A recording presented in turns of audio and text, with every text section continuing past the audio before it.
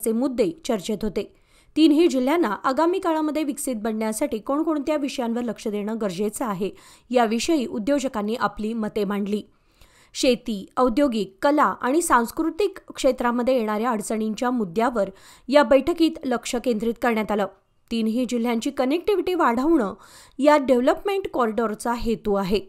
शहरातील traffic jam विषयांवर उपाययोजना करणं आवश्यक असल्याचं मत उद्योजकांनी मांडलं।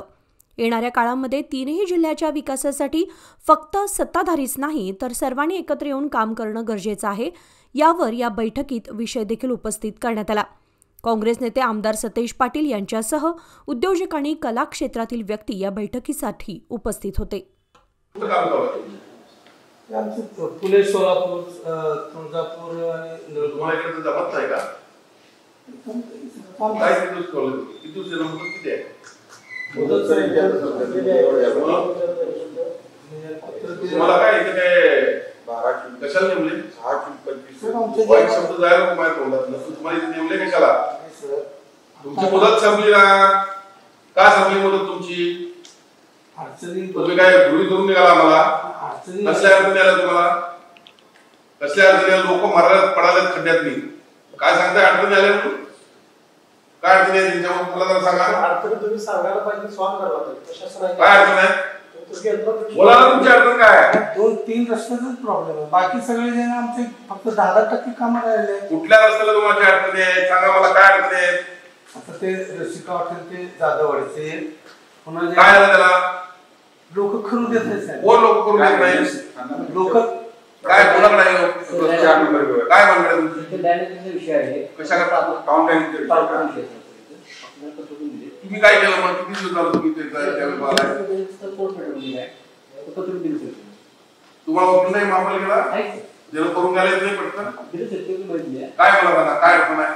अडचण काय असतो? तुमचा लँडचा विषय आहे आणि तुमचे कोर्ट मिळतो। कुणाकडे लँड लँड ऍक्विजिशन कुणाकडे करायचं?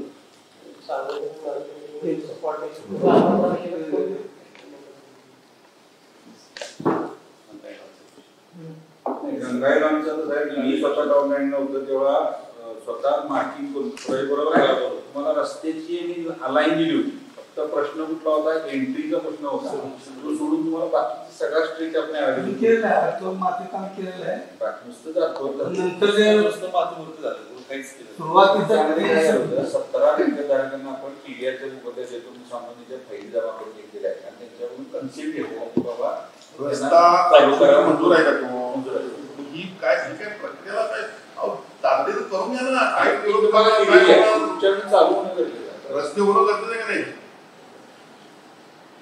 तिथं कामच करायला नाही म्हटलं तुम्ही रस्त्याला रिंग काय परिस्थिती आहे मला सांगा?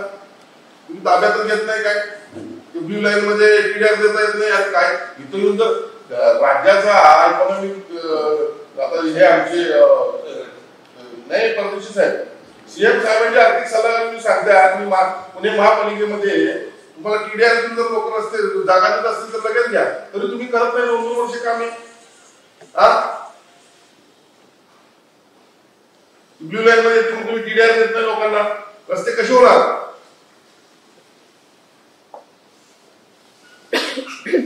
किती तुम्ही रिंग रोड किती झाले मला जरा सांगा। तुम्हाला काम करायचं की नाही सांगा, तुम्ही सरळ येतो उद्या महापालिकेला प्रपोजल करून टाकतो, दुसरा पर्याय राहिला नाही। प्रत्येक गोष्ट आम्ही विचारायची तुम्हाला, प्रत्येक गोष्ट हे राहिले, हे का राहिले, ते का राहिले, तुमची जबाबदारी काय आहे का नाही? सिटी इंजिनियर म्हणून तुमची जबाबदारी काय आहे? ऍडिशनल कमिशन तुमची काय जबाबदारी आहे का नाही?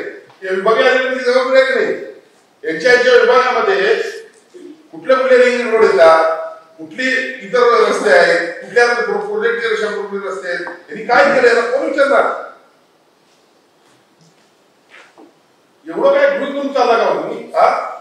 4-4 लाख लोकांनी आम्हाला निवडून दिले, कशाला दिलेलं आहे ते? विचारणार आम्हाला, जबाबदार आम्हाला धरतात। फॅकल्टी बोलवा आणि ट्रेनिंग चालू करा।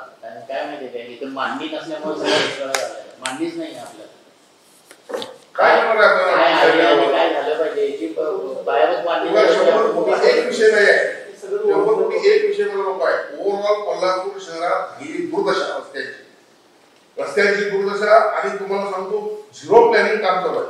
Zero plan. विकास कामाला अफवा आहे, कुठली टेंडर वर्क ऑर्डर मिळत नाही.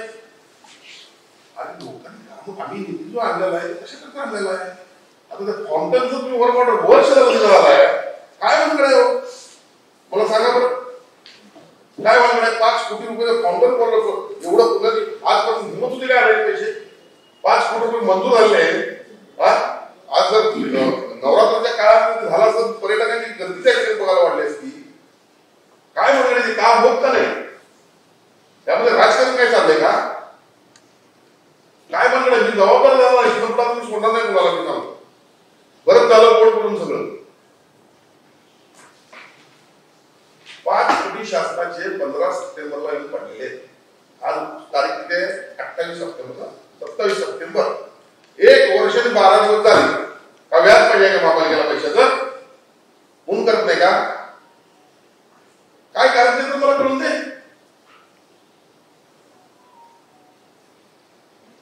असं कामकाज जर व्हायला कसं व्हायचं?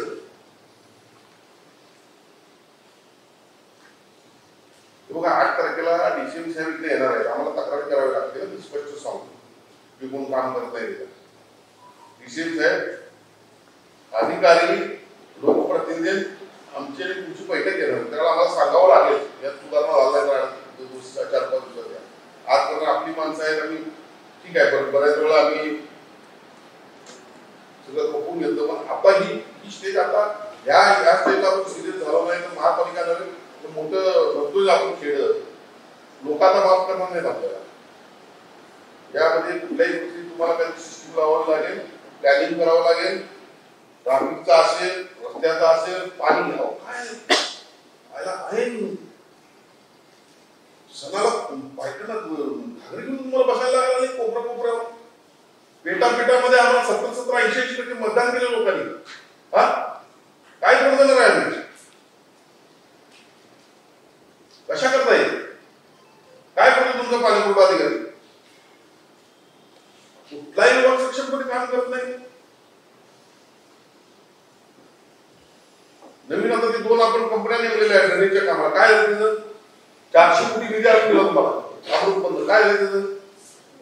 सर अमृत 2चं काम मी बघतो.